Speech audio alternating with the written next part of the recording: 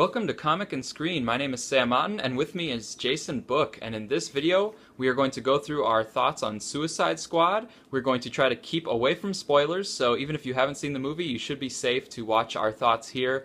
And what we're going to do is go through the good, the bad, and the ugly, our thoughts, our reactions to the major elements of this film. We both generally liked the movie. We thought it was pretty good, but we didn't think it was great. We didn't think it was, a high-end masterpiece of a comic book movie, but there's stuff that we did like about it. So Jason, let's start there. What were some of the stuff that you listed as the good? Well, I definitely thought the introductions were well handled. It kept the pace of the movie nice. It really did things that brought out mythology in the DC characters. You had Batman in there. You had another character making an appearance. It was handled well. Even the parts where they showed the introduction of Harley Quinn with the Joker, even though we had seen how that was in parts of the trailer and that felt cool. They were all handled well and with kind of an individual introduction in their story. It didn't seem like they all had something exactly the same happen. So I liked that quite a bit.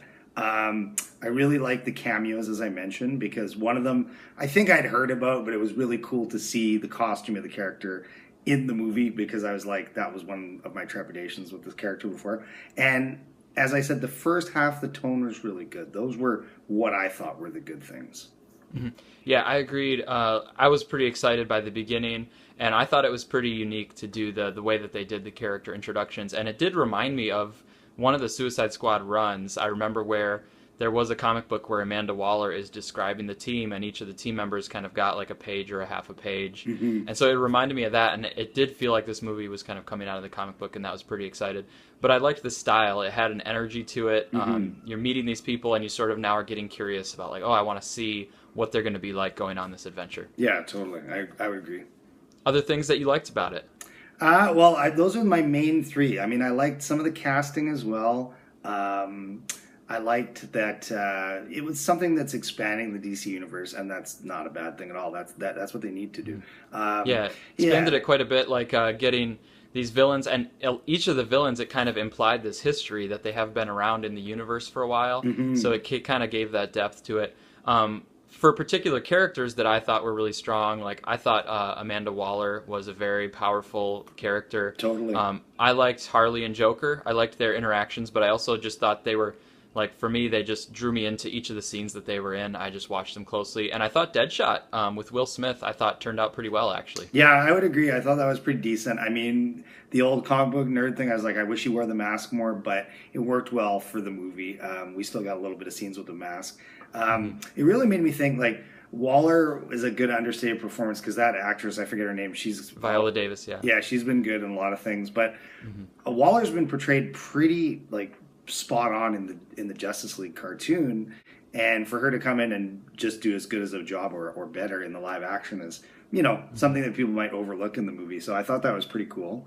And actually John Ostrander, he wrote a review of the movie, a positive review, and he said that Viola Davis personified Waller to perfection. Like, he had very high praise for that performance. That's cool. I actually caught that part in the movie where they named that building after him. That was kind of funny.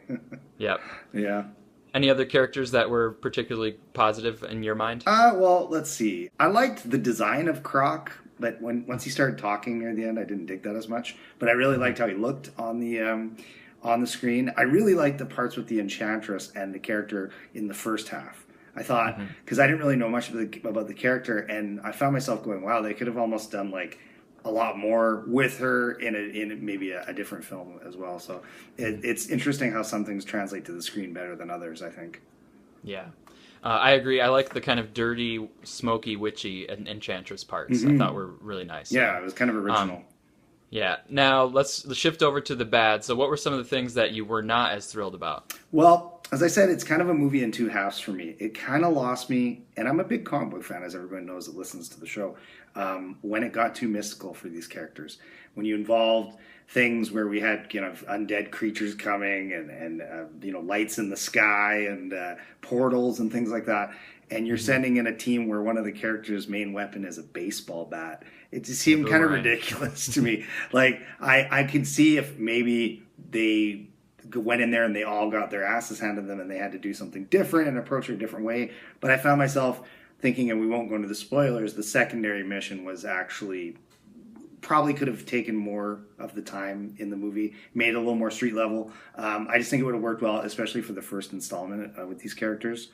I also felt that some of the scenes, because there were so many characters, felt a little bit rushed in the second half, because it's like they kind of had to hurry up to get where they were going, and some characters did get really the short end of the stick, and no spoilers, but one of them ends up passing away really fast. So things like that felt a little rushed to me, and also there were some parts near the end of the movie where the dialogue felt pretty bad, quite action movie cheesy. And as I was saying to you before we started recording, this guy David Ayer has never really done a movie of this magnitude and this style and this genre.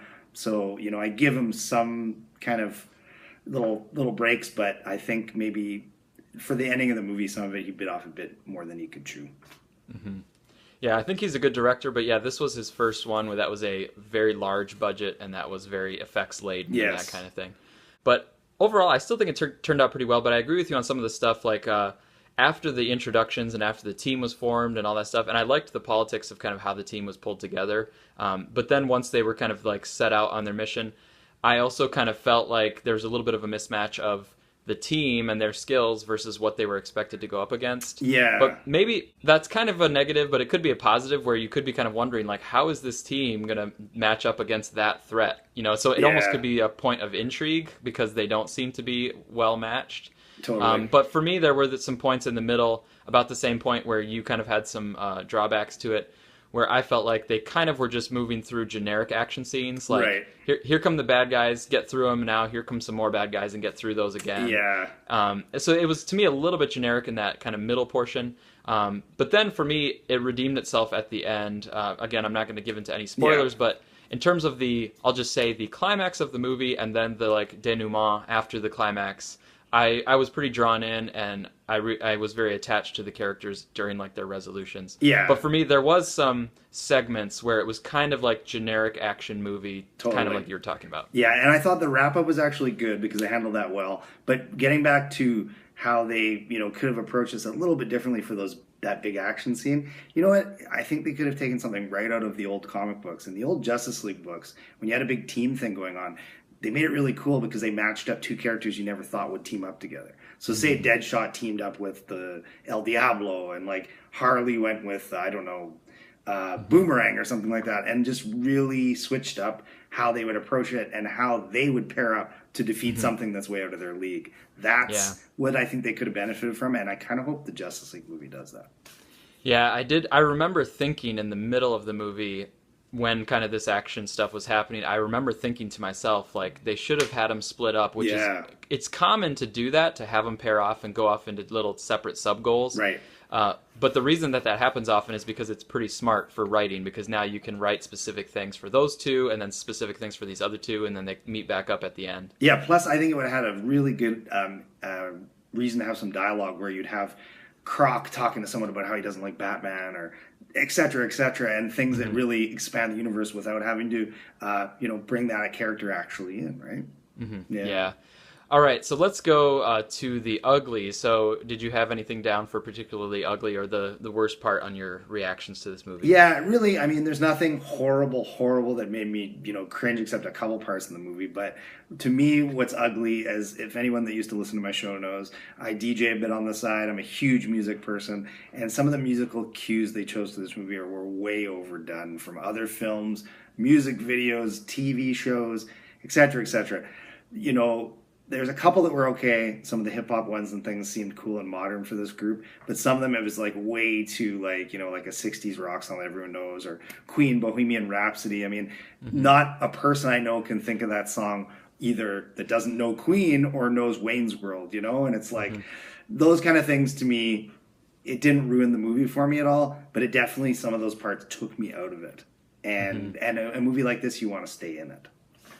Yeah, I think like having the soundtrack in addition to the score, I think was okay for the style of this movie, but I think that they had too many songs that they tried to do like that. Yeah, too many recognizable songs, I think. Yeah, so for me, I was kind of like, I don't know exactly how many they had, but say they had like 6 songs where they tried to bring in this. Sounds about right. Yeah. Yeah, I'm kind of like, you should have picked like your 2 or your 3 spots to do that. There you go. And then I think it would have been better, kind of like I think you're saying, I think it might have been better if they found a song that not everybody's really familiar with, but when you hear it in the movie, you're kind of like, whoa, that was awesome. Like, I Right. need to find out what song that was. Kind of like a Tarantino style, how he does that. He always brings Yeah, something like, like, David Bowie, but it's not the most famous David Bowie song or something like that. exactly. And Yeah. and now people would link that song to this movie because Right. it's the first time that they made a connection to the song. Yeah. Yeah, that would have been cool. But that's harder to do, but it's because you have to think outside the box, but that's kind of the whole point, right? Yeah, exactly. So, like probably finishing up here, it's doing pretty well though. So, I mean,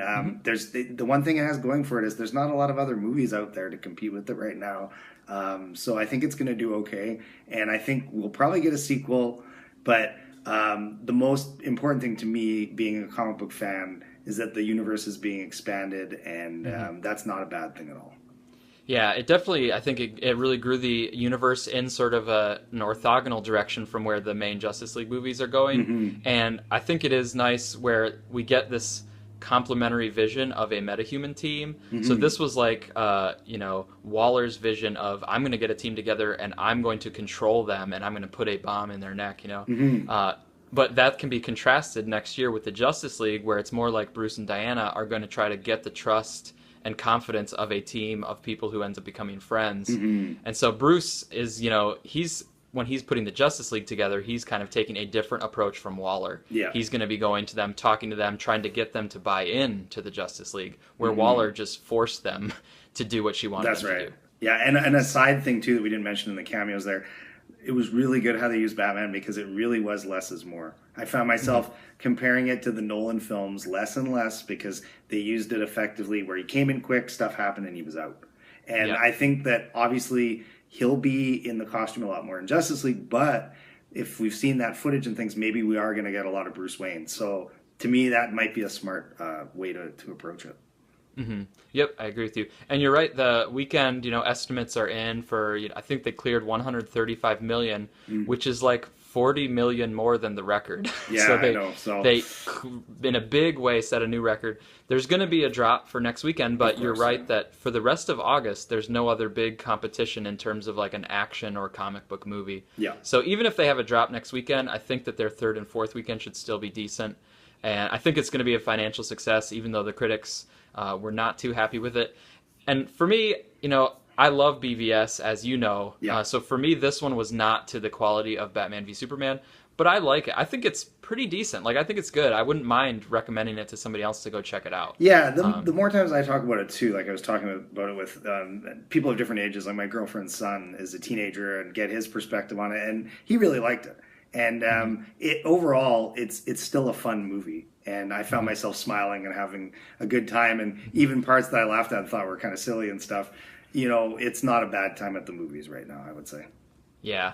So, all right. Well, thanks. We tried to avoid spoilers, so hopefully you're okay with what we did there. And we might be posting some other thoughts, and I will also be having some analysis on my podcast, the Justice League Universe podcast. So more to talk about with Suicide Squad, and hopefully the success continues, because I would like to see either Harley and the Birds of Prey type of thing spin off of this, or maybe just a Suicide Squad 2, where they go up against, a different kind of threat, one that maybe fits them, lets them shine a little bit more. Sounds good.